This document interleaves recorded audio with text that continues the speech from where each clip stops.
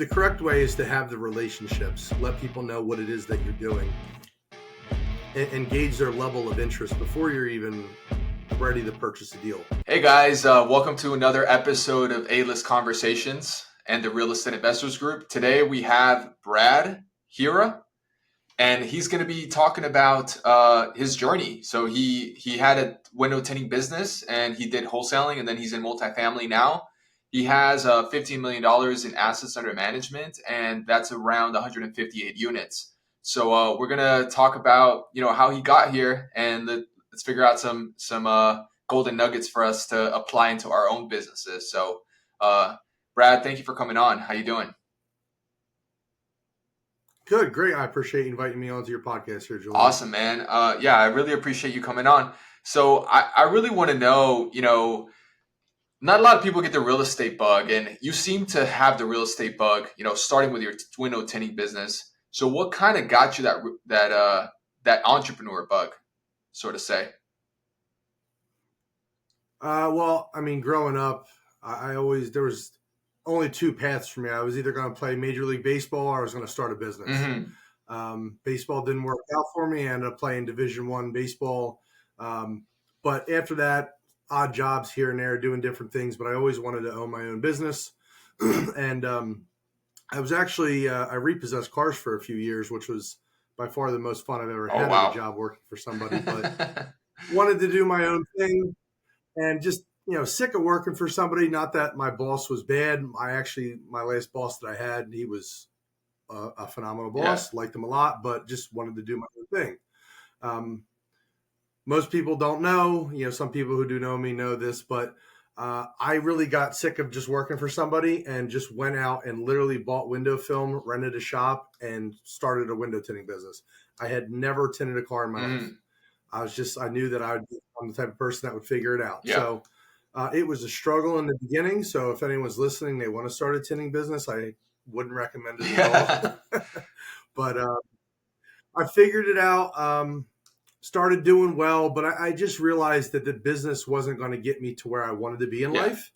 And I just had a hard time trying to hire people, bring people in to grow the business. People didn't care. They damaged things. Quality was terrible. And I just realized I was going to have to be here every single day, overseeing everything. I couldn't walk away. So in 2017, this was 6 years after I started the business, I decided I'm going to start reading some books, and started reading some books. That led me to actually hiring my first real estate coach who taught me wholesaling. Did that for a year. Did 4 deals my first year, averaged $18,000 a deal. Did pretty well for someone who really was trying to figure it out on their own with a coach and not really having a ton of money to play with. But I just saw a lot of issues within wholesaling, and there's a lot of people in that industry. Not to say that there's not great wholesalers out there that do it the right way, but there's a lot of people that will just take advantage of sellers and tie up contracts. These people are in tough positions, and you're really trying to help them out. So I just didn't want to go down that road of trying to overcome the issues within the industry. So I actually walked away from real estate in 2018 for the entire year. Somebody ended up posting a book on Facebook about apartment syndication. I read that. It was like a light bulb moment in my life. Went out, found a coach, taught me how to do multifamily. Took me, a little over 2 years to actually get into my first deal. But my first deal was a 70-unit Class A apartment complex in Wichita, Kansas. And from that, we bought another one right down the street, which was 88 units. So I own with partners 158 units out in Kansas. Never thought I'd ever step foot in Kansas. That's amazing. Wow, that's incredible. And from the research that I did, it sounds like that window tinting business got up to doing 100K in sales, over at some point. And then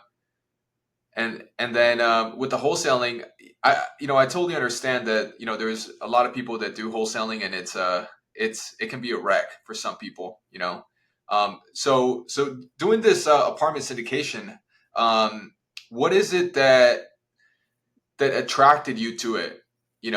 Like why did you get back into real estate and do it? Like, what did you see? What's the opportunity? Well, I always had the interest in real estate. That was always something I wanted to get into. Didn't know what that looked like, but I just remember when I was younger, and I say younger, like early 20s, sitting there at a stoplight and you look over and there's this huge apartment complex in the corner and you just think, how do you get so rich you just buy that thing? Yeah. And that was always something that just racked my brain. And then when I learned about the syndication piece, I was like, oh, okay, that's how people do it. Or at least that's how it can be Yeah. done. So when I started in real estate, I'm sure everyone's heard this advice. You start with wholesaling. Maybe you'll flip a house. You buy a duplex and a triplex. Like you take the stairs, Yeah. right? I didn't want to do that. I had zero interest in flipping a house. I had no interest in owning the duplex. I just wanted to buy big apartment complexes. So once I figured out how to do that, I went for it. Yeah, that's amazing. So let's touch on that a little bit. So you sought out a mentor to help you understand and navigate the business. What did he contribute so that you could have the mindset shift to be able to do this? At that point, I don't think that he really helped with a mindset shift. I think I already had it just from all of my reading, if you could tell by the books Hmm. behind me. He was a phenomenal coach of the basics of multifamily. And there were some times where he helped me out with just, uh, I guess you could say mindset stuff, or just, everybody gets down, stuff gets hard. You feel like things are never going to happen for you. Like we've had a lot of those conversations, and he did help with that. But I was the type of person, I've always been the type of person that if you can do it, I can do it. Gotcha.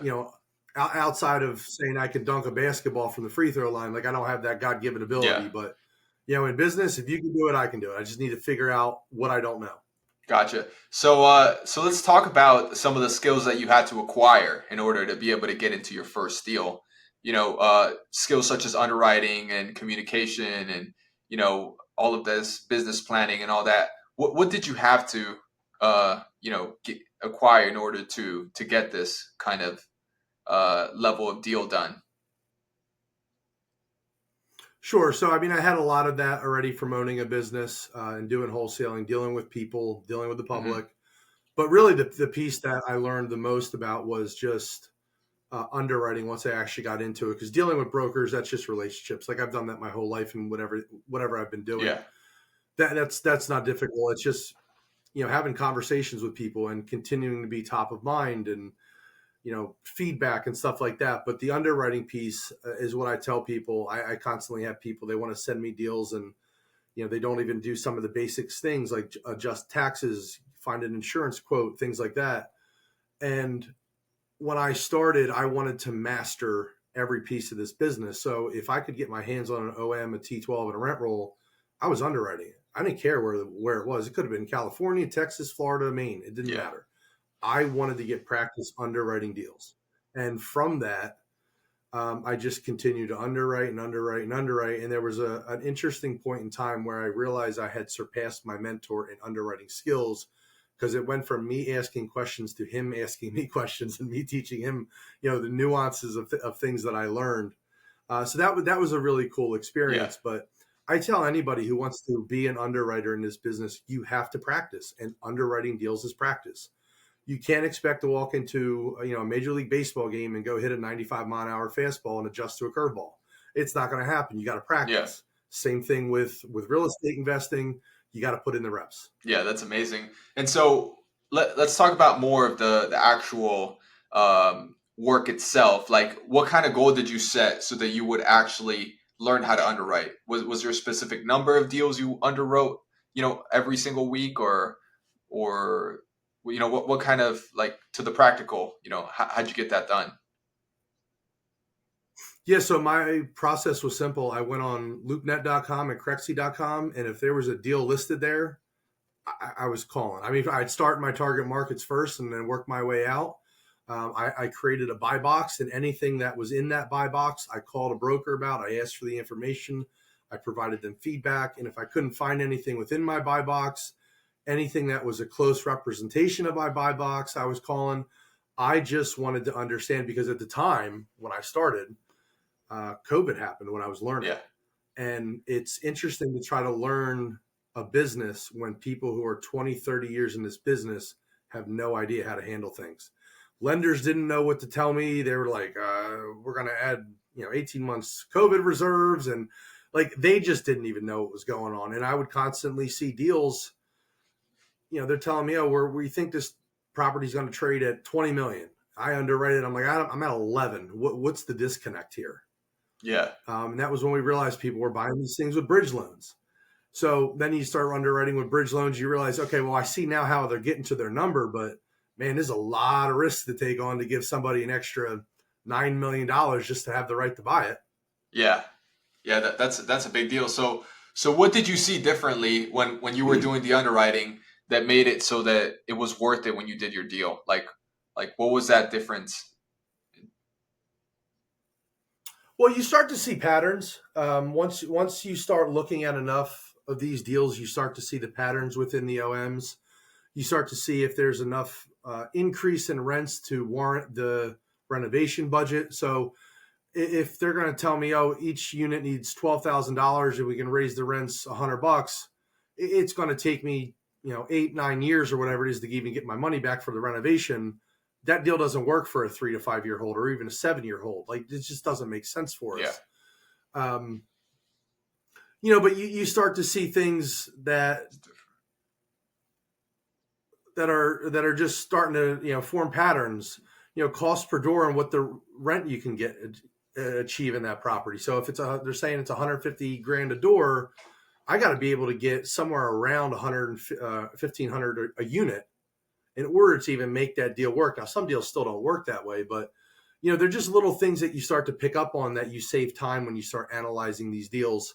And then you start to see what the opportunity is within the deal. So our first deal that we bought, they had, I think, 47 pets on the property when we walked it, and there was 3 on the rent roll. So we were able to add $44 units times $25 per unit a month. That increases our NOI a lot. They weren't charging properly for carports. Yeah. We were able to come in and raise the rent on carports and rent them out. We were able to bump rents organically without any renovation because it was Class A. It was built by the developer, and he just moved on to his next project, didn't care what was going on with the property. Yeah. So there are things you start to see as you start evaluating deal after deal that just start standing out to you. And as a new investor, I get people like, well, how do I just underwrite the deals that look good? Well, you got to realize what looks good first before you start underwriting those good ones. So you got to see what those things are within the deal to make you start getting excited to want to underwrite them. Yeah. Yeah, I like that. That's a really good strategy there. So you touched on a little bit on what the value add components are in a multifamily deal. I want you to kind of expand on that a little bit, and kind of give us a little bit more on what value add strategies you see in the market that people don't see that may get a deal done, and actually, return investor money and be profitable. Sure, and that just comes down to knowing your market. I'll give you one example of a different market. We realized that in Greensboro, North Carolina, we were looking at a Class A building. Any unit that was on the corner that had 2 windows, we could charge a premium view, basically. Mm-hmm. So we were going to charge another $45 for each of those units. So if another investor just comes in and looks at it as a whole and says, I'm going to charge $1,200 for every 2 bedroom, well, we looked at it and said, okay, well, there's X amount of units that are on the corners at this, we can raise it to this. Like that's where we're creating the value. That's how we're finding more value. We're going to actually do some covered parking there, or maybe some reserved parking spots. Like, anything you could do to just start adding extra income to the property, valet trash, laundry service, whatever it may be. It's just knowing your market, knowing what other properties in the area are charging for, knowing what those rates are, and making sure that you're communicating with your property management company when you're going over the analysis of the property up front, that you can do what you want to do with the property and implement these strategies. Yeah. That's amazing. Yeah, that's a good takeaway. That's a good point there. And so let me ask you a little bit about capital raising. A lot of multifamily is also capital raising. It sounds like from the research that you also do capital raising. So what kind of, strategies or methods do you use to get your first investors to believe in you and put money in your deal? So in the beginning, when our first 2 deals, I had very little involvement in the capital raising side. My deal with my partners was to find the deals, all those broker relationships and underwriting the deals, due diligence, pretty much almost everything other than asset management and capital Okay. raising. Recently, I've started to put more focus in capital raising. The biggest strategy that I utilize is LinkedIn. I did everything everyone told me to do in the beginning: go to networking groups, talk to people, do this, come up with a sales pitch, blah, blah, blah. It never seemed like it was getting me anywhere. I was wasting a ton of time. So now I've actually developed a strategy on LinkedIn. I have my avatar, which is my ideal investor that I target. I connect with them. I send them messages. I have conversations. And then we have, like an investor call where I sit down with them like this on a video, learn more about them, let them know what it is that I do, how it works, answer any questions they may have. And then from that, it's just continuously building that relationship to get them to know me more, trust me more, and want to invest with me at some point. So at this point right now, I have about 1.2 million in soft commitments lined up, which it sounds like a lot, but it's really not, because at the end of the day, you're probably going to only get 30% of your investors to actually invest in your deal. So when I tell people that want to raise money, if your goal is $1 million, you probably should go out and try to get $3 million worth of soft commitments. Okay, gotcha. Yeah, that makes a lot of sense, because people drop off during the process. So you always want to have, an oversupply of money so that you can get your deal funded. So Yeah, life happens. Things come up. They decide to do something different, and so you always want to make sure that you have enough going in. You don't want to set yourself short to where you're able to close on the deal, and then you're trying to raise for the next 12 months just to get paid. yeah, yeah. From my research, you wrote 3 books. Am I right? Or those? Yeah, so I wrote a couple ebooks, and then I actually developed my last book into an actual book, which is on Amazon. Okay, awesome. And what are the premises of those books? Like, what do they touch on? So the first one was just more of a multifamily and what it is that I do and syndicators do, and how we evaluate markets and how we look at properties and what we're looking for. More, it's like kind of like a company overview in sorts, with education behind it. And then the second one was more of how do passive investors evaluate a sponsor. Mm-hmm. So it's all the different things to look for, different questions to ask, conversations to have, so that you can feel good with a sponsor moving forward if you want to actually invest with somebody. And then the last one I have right here, it's my book Nice. right here. It's on Amazon. It's the Multifamily Investment Blueprint. Mm-hmm. I wrote that as the exact step-by-step guide that I took when I got started in this business. So it talks about, finding a mentor, how to talk to brokers, what to say to them, how to, build trust with them, how to analyze the market, everything that I did in order to get into my first deals. Amazing. Yeah, that's really great. Really good resources for the audience here. And so let me ask you a little bit about the management side then, or I guess let's touch on a little bit of the kind of like the structure, of the GP and LP, right? So, so what is it that you take on? Like, who are your partners in it? And also, like, what kind of split do you guys give the investors, so that they invest with you? What kind of waterfall structure, or all that? So we actually didn't do any type of waterfall. I have a few partners in the deals, but we just did a straight 70-30 split with our investors. There was no preferred return. And the reason we didn't do a preferred return was basically that properties don't cash flow enough to give out an 8 pref. And we as operators don't want to work for free. So we just did a straight 70-30 split. That way we all get paid. We're all happy. We're all incentivized. And that was how we structured it. We've tried to look at other things, but those deals didn't work out. Other ones that we've put in offers on other things, but the two that I'm involved with were straight 70-30 splits. Okay, that's great. And so as your team, like, how do you separate the different tasks? Are you the underwriter? Like, who's the money raiser? Or, like, who's the asset manager? Like, how do you guys distribute that GP part? So at this point in time, there's don't know how to say this nicely. There's some bad blood in the water on our GP Oh side. no. I get along with some of our GP side. I don't get along with some of the other parts of my GP side. Okay. So right now, we're just waiting to exit those deals and be done with each Yeah. other. The other ones, some of the GPs are on the asset management side. They deal with the day-to-day stuff with the property management company, giving us updates, going out to the property because they actually live in Austin, Texas. So they drive up to Kansas once a month just to go, make sure everything's going on, make sure the rehab's getting done, any exterior work, and just make sure that, they can provide our on-site management with any help that they Hmm. need.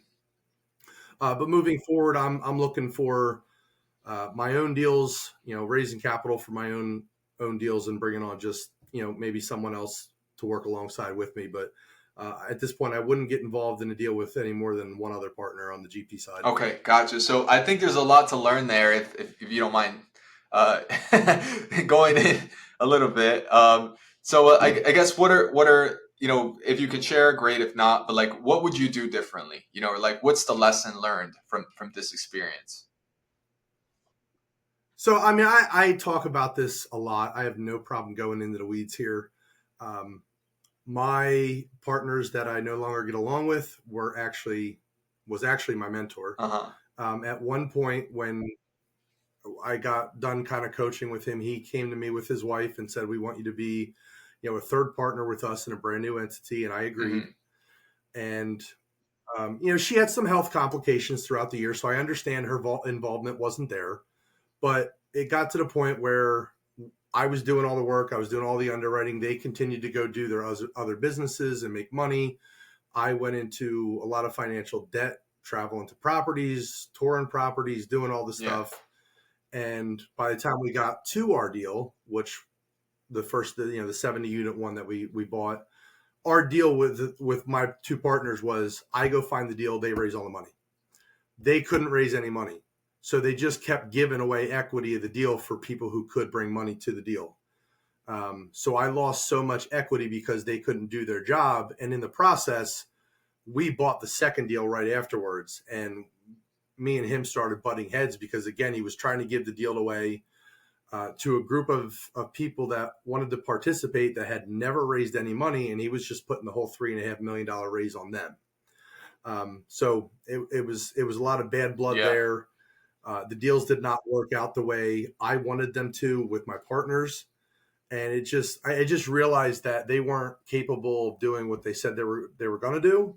So it was best for us to just part ways, which was, not a nice phone call, but hey, it happens in business, Yeah. right? Yeah. It is. It is a learning lesson, a lesson learned. Learning lesson for sure. So Oh, so I'm sorry. Yeah, you did ask me about what it is that I learned. There were many red flags that I saw with my partners before we actually purchased our mm, properties. I just chose to ignore them because I was so focused on my goal of just getting into a yeah. property. And when they finally came up and they were now an actual problem other than a red flag, that was the hard part. But yeah, I mean, I take it. It's personal for me because I chose to ignore them. Right, it's nobody else's fault but mine. So I would say whoever you work with, make sure you vet them properly. You see how they are, see how they respond with things, and if there are red flags, you need to address them up front before you get into something where you're involved in a business plan of 5 to 7 years with somebody. Yeah. Okay. Okay. Gotcha. And so, what are some red flags to watch out for, and what are some green flags to watch out for that we should look for when picking partners now? Great question. So obviously track record, right? If they have multiple deals under their belt, uh, they've exited where the projected returns were or better. Those are all great things. How you interact with someone, I mean, that takes time to develop a relationship there to see how you'll work together. And I tell anybody now, if they want to get involved with a deal, you should probably know somebody for at least a year before you actually want to actually get involved in that deal. Interact with them, see how they are, have conversations with them, know the ins and outs, their quirks, right? Like know that person a little bit because I see so many people They want to raise capital, and as soon as a deal comes available, they're throwing their hat in the ring, trying to raise capital. Again, you don't even know that you should protect yourself with your own attorney outside of the actual attorney you're using for the deal. There's a lot of things people just get excited in this business about they get started in it. So definitely look at track record, interact with them as much as you can. Red flags, like my partners, his wife just wasn't doing anything. And he was starting to have me look at properties that I knew he just couldn't get loans for. He told me at one point he could probably get a loan for the first deal that I was awarded that I actually lost for other reasons due to another partner. But that was, I think, $11 million. He said he could get a loan for that. And then when we actually closed on our first one, he couldn't get a loan for a $9 million deal. And then our second one, he couldn't get the full loan. I had to bring in a partner for a $5 million deal. Again, things that I chose to ignore because I was just so tunnel visioned and focused on getting into a deal. Yeah, gotcha. Okay. So make sure that the track record is there and that there is some proof that what they claim to be able to do, they can do, right?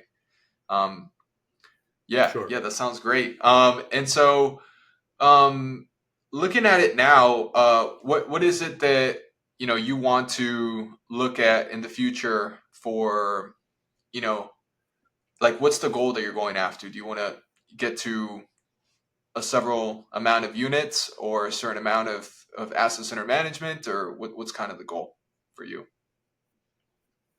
So I hate when somebody tells me how many units they have or how many assets under management they have. I think we should all change the conversation to what is your monthly cash flow? I love that. I know people with 1,000 doors that make no money. Yeah. So, and it's funny, my partner asked me that at one point, and it was right around the time when I realized him and I weren't seeing eye to eye. He told me, he says, I want 2,500 doors by next year. How many do you want?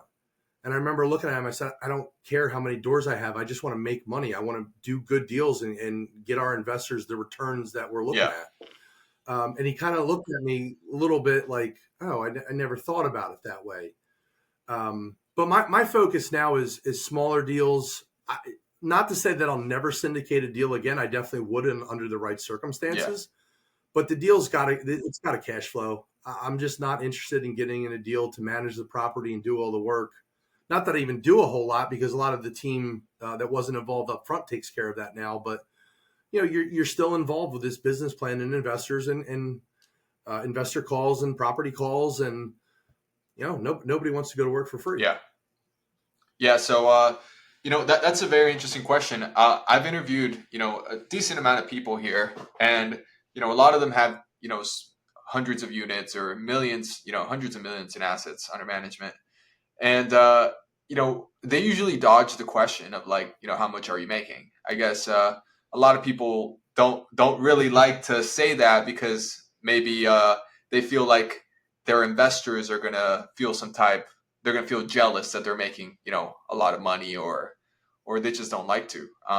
But tell us a little bit more about, why that makes a difference, why someone can, have so many doors and not be making any money.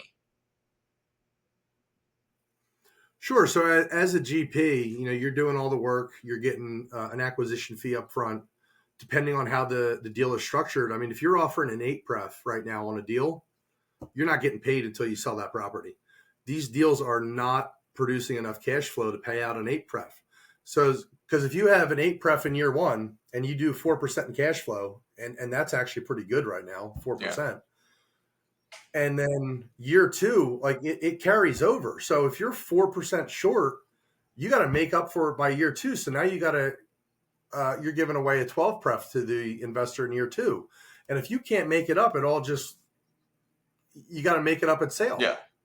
So all the money in arrears. So by the time you get to sale, get to the end of the hold period, you have no choice but to sell because you have to make up for what you promised the investor, and you're making it up out of profits, not cash flow.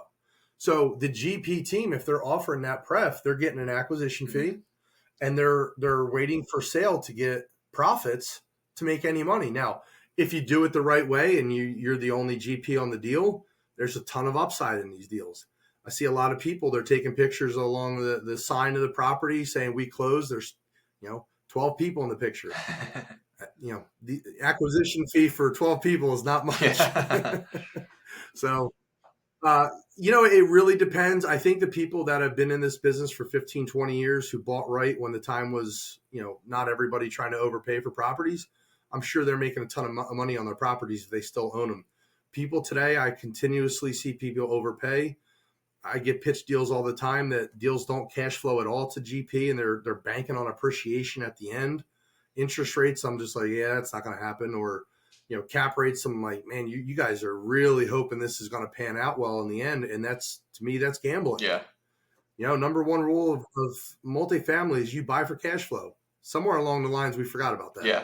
Yeah. And to touch on a little bit more on the topic, I know that, when you mentioned that, the 8% pref, what happens is that if you're getting a 4%, that year, the 4% accrues and it carries over to the next year. And so if you have a 5-year holding period, you're supposed to deliver 40%, pref. And if you don't have that in cash flow, then at the end you give that up from the sale, the profits from the sale. So that's what happens. Correct. So that's interesting. I'm really happy to see that you moved away from the pref structure to more of a 70-30, so you get paid. So you've been at this for just a few years, like a couple of years. Would you share like how much you're making or how much someone can get into, can expect to? Yeah, there's not much. Like I said, I was supposed to be a 33 and a third partner with two Yeah. people. So I was supposed to get a third of a $240,000 acquisition fee, and then a third of $180,000 acquisition fee. I'm not going to sit here and blow smoke. I got 24K on the first one, and I got 17 on the second one. Yeah. And I was the one who was doing all the upfront work just to get to the point where we had an accepted LOI to go to PSA, so that the people who said they could raise capital start working. Yeah. And they weren't working before that. They weren't trying to raise capital. They're just like, well, when you get a deal, we'll go start raising capital. And it didn't work. I think we have, I want to say 12 people on the GP on our first deal. And I think we have another 12 or 13 on the second one. Like that was not what I signed up for with my partners. And the first deal, I was okay with it. I didn't complain. It was just like proof of concept. I want to buy my first deal, get my foot in the door, prove that I can do this. So I was not concerned at all about what I made. But that was when my partner and I started butting heads on the second deal, when he just was trying to give it off to somebody else. I'm like, you can't just sign on the loan, take your third, and your wife sit there and do nothing.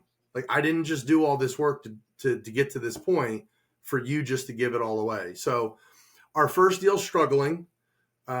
We knew that going into it was going to struggle. We had an adjustable rate, but we're at the point now where we're about to refinance it soon. So we have a solid plan to get out of it, which we'll probably just have to hold on to the property a little bit longer to make some of the returns that were promised to our investors. Shouldn't say promised, projected to our investors. The second deal, we knew it was going to probably take about a year to cash flow, and it didn't cash flow as much as we had hoped it would. So we actually ended up giving our GP cash flow to our investors the first quarter of this year, just to give like a sign of good faith, like, hey, we're here for you as well. We're not just trying to take fees and take money. And we're supposed to actually get paid my first distribution after 16 months or so of owning the property. Yeah. Okay. All right. So things are looking up. Okay. That looks good. Yeah, things are actually getting to the point where I'm making some money off the deals, but I didn't make any for a long time. Yeah, that's amazing. It is a long road, to making a lot of money for sure, but it can be done. So that's good. And then, what is it that you think, from capital raising? You said that your partners weren't able to raise money, for these deals, and it's because they started when you got the deal, right? And so what is the right way to like the correct way to raise money? You know. The correct way is to have the relationships, let people know what it is that you're doing, and gauge their level of interest before you're even ready to purchase a deal. And I see people all the time, they jump in this business, they're like, oh, I'm great at building relationships, I'm going to go raise capital. And they find out how hard it is. Raising capital is not easy. It's not easy to take $100,000 from somebody. And it's even harder when you're trying to put it into different deals with different sponsors that your investors don't know. It's about having relationships and continuing to be upfront and center with those relationships, whether that be with newsletters about what it is that you're doing. I always tell people, send out bulletproof newsletters. Just let people know, hey, I analyzed 15 deals. We submitted an offer on these three. We weren't awarded any. We're hoping the market changes. Maybe a little bit of information. But if you have a call with an investor and they're interested in investing with you, you should be calling them once a month or maybe every couple months or once a quarter, staying top of mind, because life happens, things change, they decide to do something else or they see another deal. You just have to continue to build those relationships. People think that I'm going to go tell John over here that I invest in multifamily. He's interested in putting in $100,000. And then in 12 months, they go back to John and John's like, oh, totally forgot you did that. Mm. It doesn't work that way. You got to be top of mind with people, talking to them. You just got to be on top of it with people. People don't realize the amount of effort capital raising takes. That's why people who are super successful with capital raising only raise capital. Don't get me wrong. Some people can raise a little bit of money for their own deals or something, but if you want to go out and raise 10, 15, $20 million, that's your job, capital raising. You're not talking to brokers. You're not underwriting deals. The only time you're going to underwrite a deal is when you have something presented to you before you want to raise capital for it, to vet the deal and make sure it's going to be, a good deal for you and your investors. Yeah, got you. Yeah, that makes sense. It is a relationship heavy business. So what have you done? Have you shifted a little bit into the capital raising side? Are you still involved in the underwriting side? What's kind of like your like what you're focusing most of your time into, your attention? Yeah, I'm trying to divide my time up between them right now.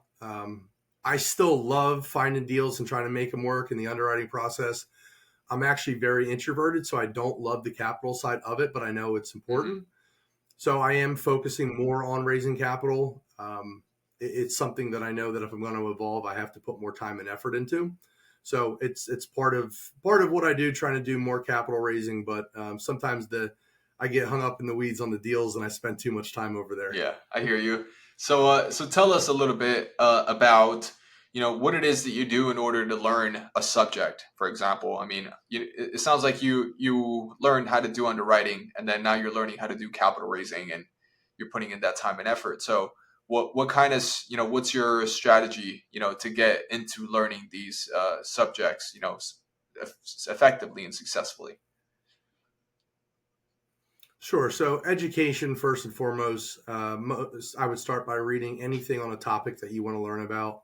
From there, obviously, a coach will help propel you faster in the direction that you want to go. It's not I pay them and I'm automatically successful in what I do, but they take away all of the obstacles and they tell you what does work and what doesn't work so that you could focus and get to your end goal quicker. I always pay for coaches anytime I want to do something. So I've had my coach for multifamily and underwriting, and I've had my coach for capital raising. Um, so I always just tell people, educate yourself as much as you possibly can. Find people on the internet that you relate with and follow them. A lot of people get hung up. I'm going to follow 20 people, and then you get 20 different opinions on things. Don't do that. Find a couple people that you feel like you relate with, that you feel like you resonate with that message.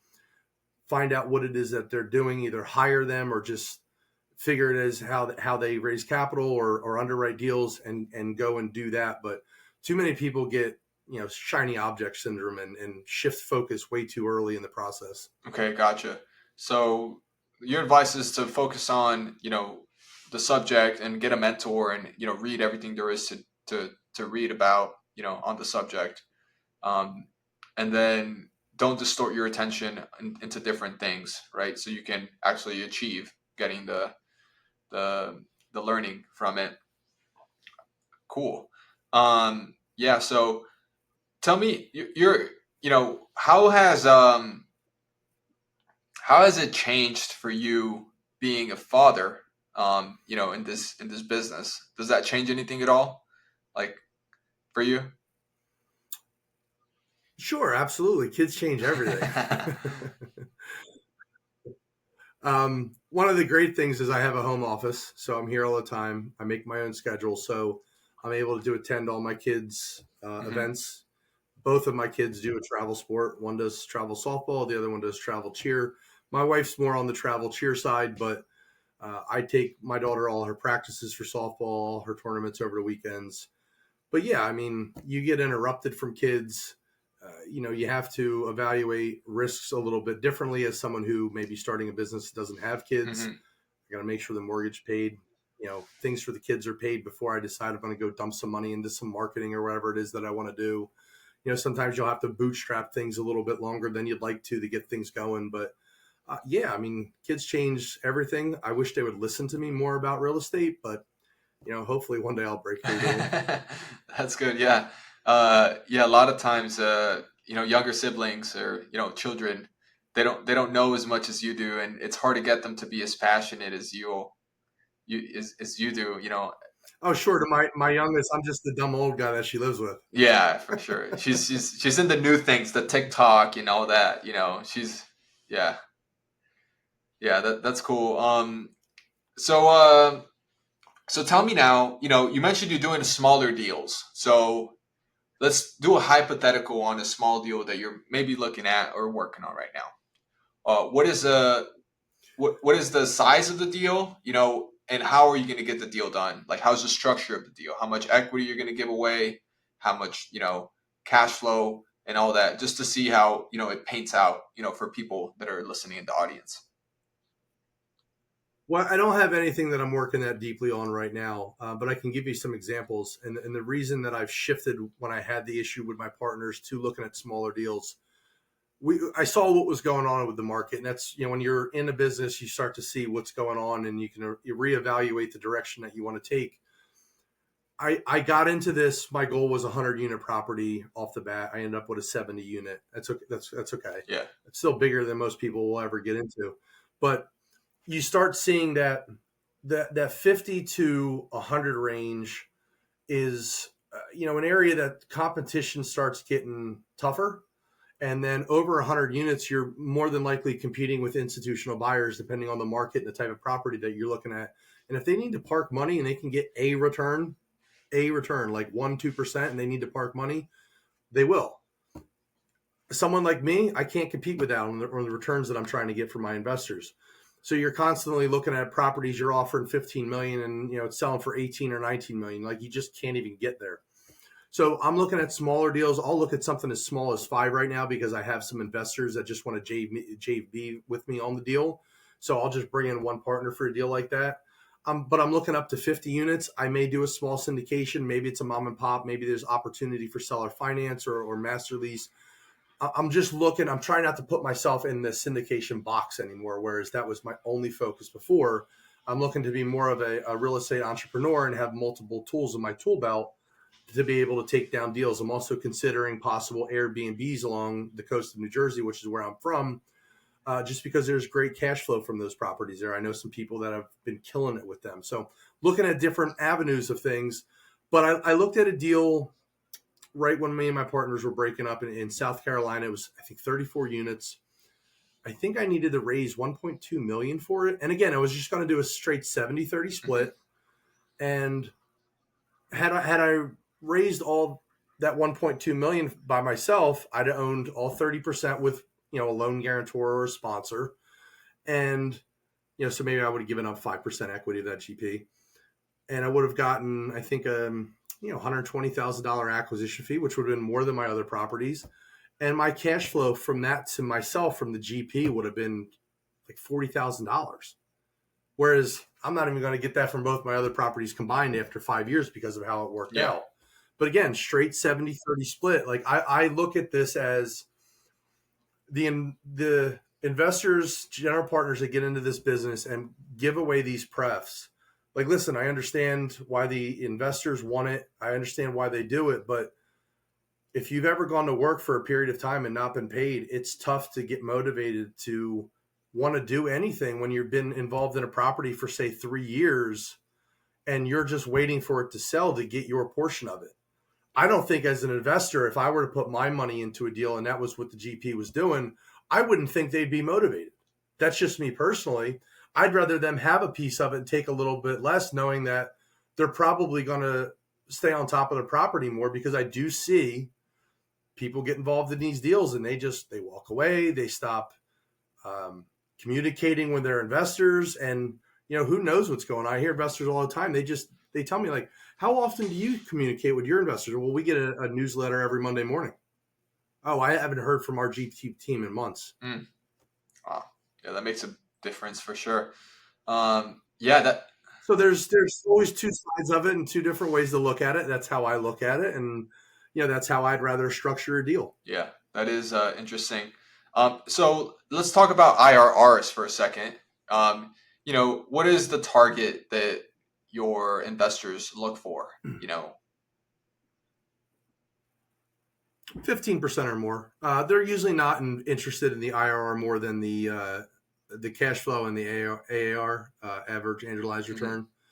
I don't think I mean, investors ask about the IRR, but I've never had one solely focus on IRR. It's more of, how much is it going to cash flow? When am I going to start getting distributions? And what is my total return on the back end? Gotcha. So usually they're looking for a 15% return, year over year over the lifetime of the deal, right? Yeah, that's the mark that I try to evaluate as well, because that's when I start seeing deals start panning out to where the returns are that we want. Gotcha. So in order for you to make money, obviously, if it's better, it's better. Yeah. So in order for you to make money, you'd have to get something like an 18% or something like that, right? Or above. Yeah, I mean, again, I'm not really interested too much in the IRR number. They fluctuate all the time. I've seen deals, 15% IRR. I've seen deals that I've underwritten that were, almost 25% IRR, just how they pencil out with the structure. But again, I mean, it's a number we look at, but it's not one that I pay a whole lot of attention. If it's above 15, I'm looking at cash flow and average annual return at 2x multiple is what we're looking for. Gotcha. That's cool. All right. So do you have any, I mean, we learned a lot, from what you've talked about.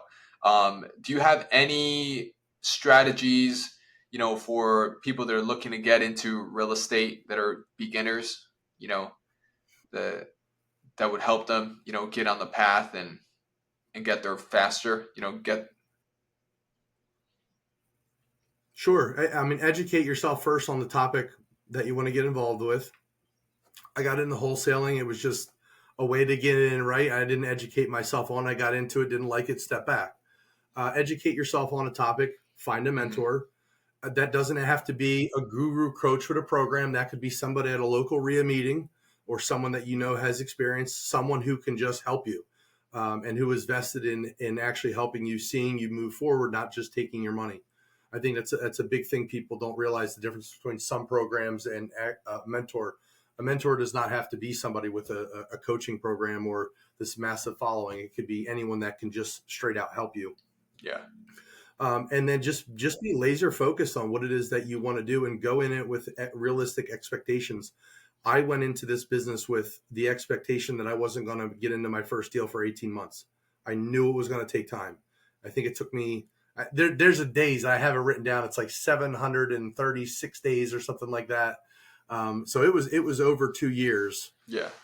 It took me to get into my first deal, and I was okay with that because I looked at this as a long-term play. This is something I'm going to do for the rest of my life, not, hey, I'm going to go try this and see how it works out. Yeah. Gotcha. Okay.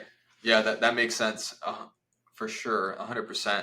So, that's pretty interesting. So what do you see right now, on the current real estate market, and what are the opportunities, it presents for us as GPs or, and for investors? So I don't think there's going to be blood in the streets like everyone thinks there's going to be. I've already seen 2 years ago now properties that were in bad shape, starting to sell, trying to get out of, overpaying for it.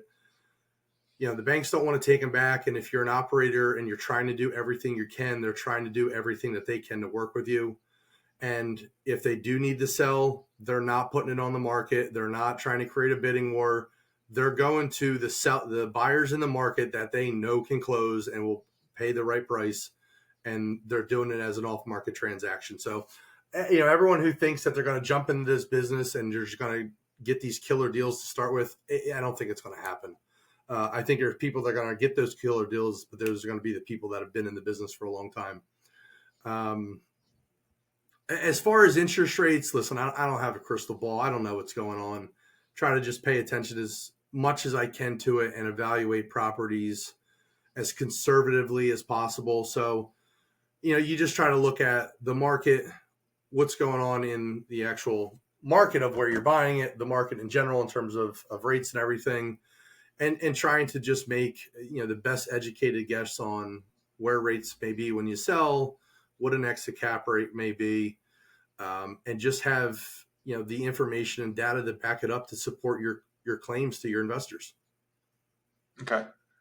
Yeah. Interest rates right now, and I like how you differentiated that part.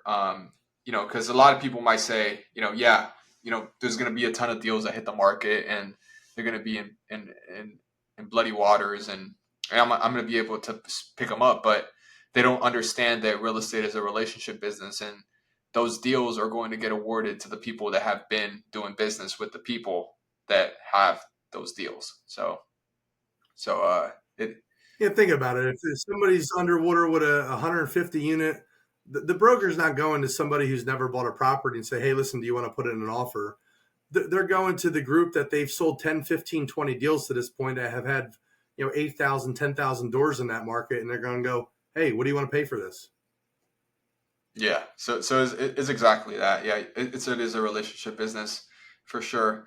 Um, and let me ask you a little bit about how you do your your underwriting. What are some quick steps, easy steps, to underwrite a property and get actual report of whether it's a good deal or not?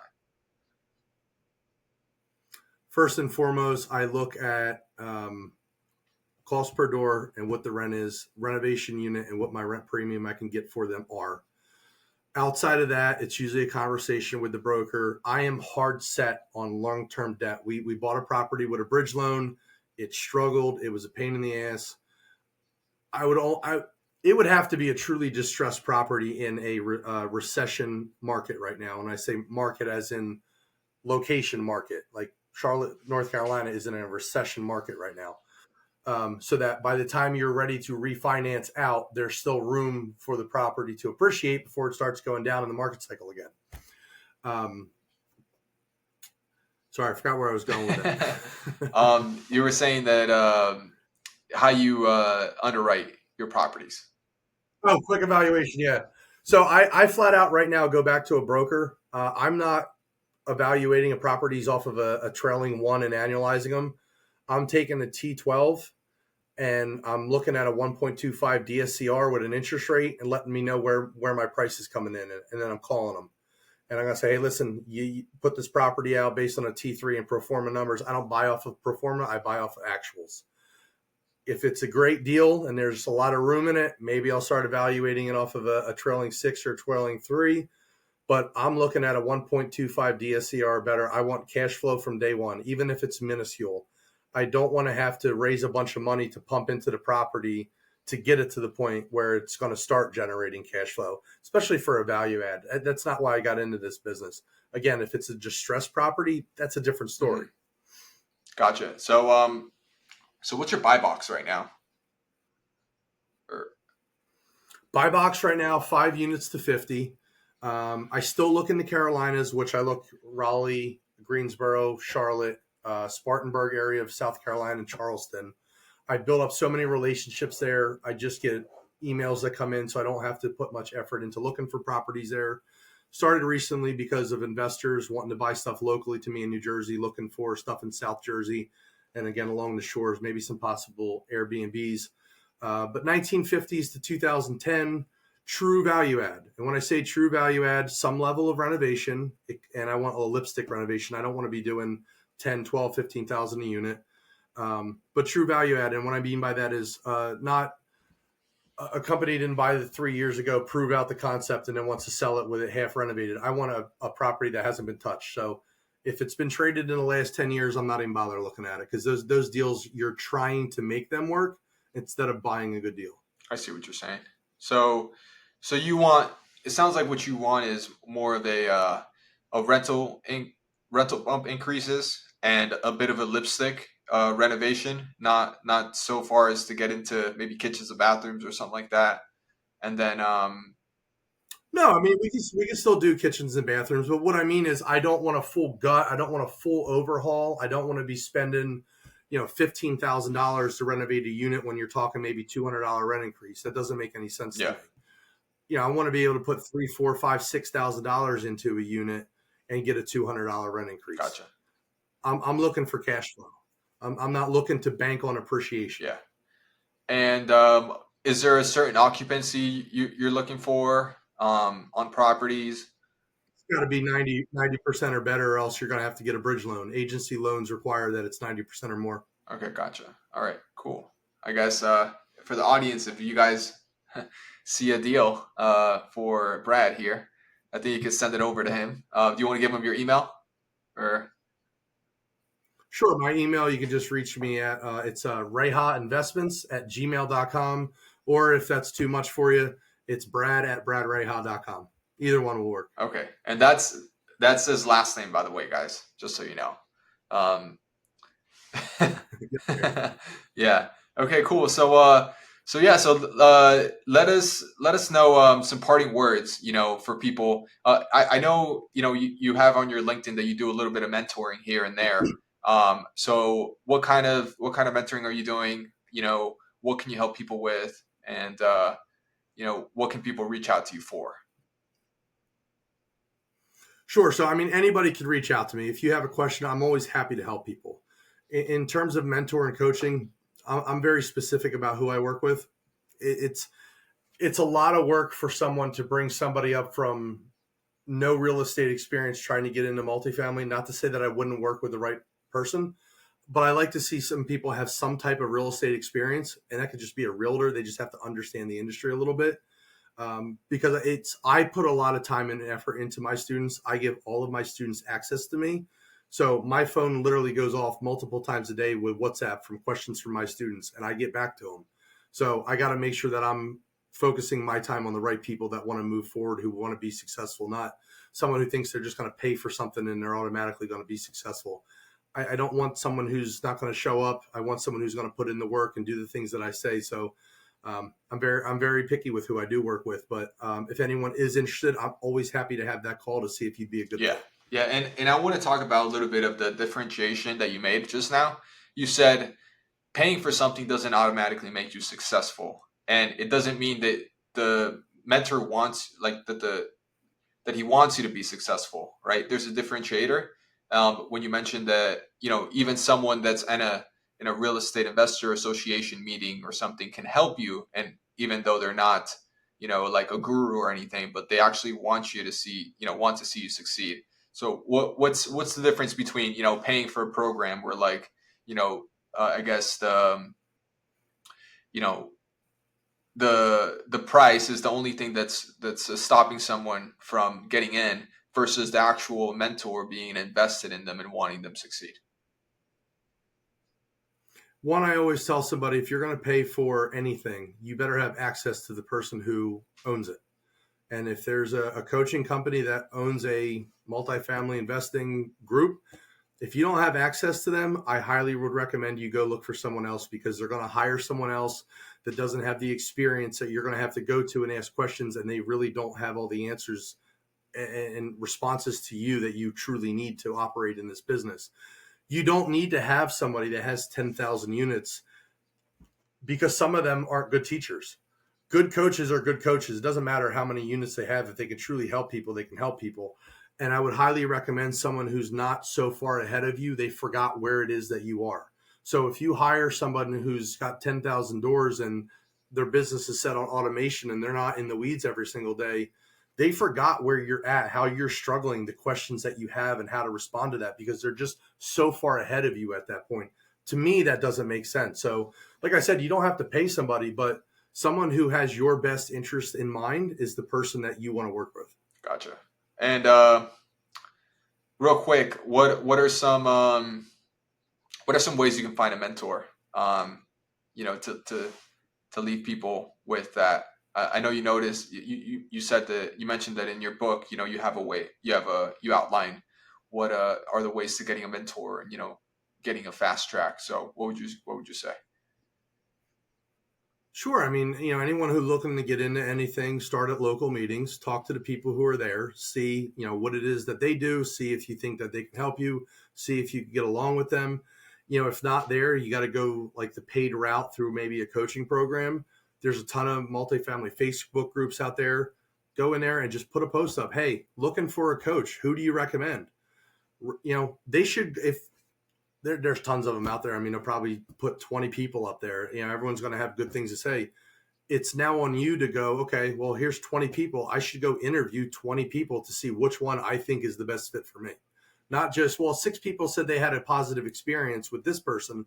I'm just going to go hire them because listen, I'm always going to be real. I don't blow smoke. I have people come to me asking me for help because their coaching program they're not happy with. And then 2 weeks later, I see them at their coaching event and they're talking about how great their coaching program is. So, take what people say with a grain of salt.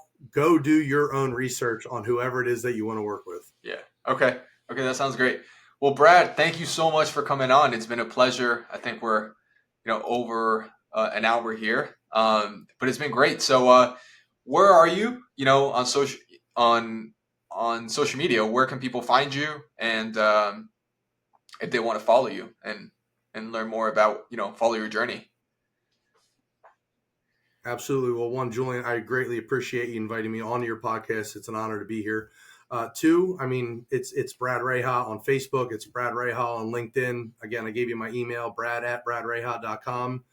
I have a book on Amazon. It's got my phone number in it. So if you can't find my phone number, you can literally go for $10 and buy the e-version of my book, and you got my phone number. You could text me. I'm cool with it, right? Like I'm accessible. So I'm pretty easy to find. Okay. Brad, thank you so much. We really appreciate you. And we hope to have you on in the future. So thank you for coming on and well, good luck with your deals and hope that you get some better deals going on for you. Okay. Thank you, Julian. I greatly appreciate it. Bye.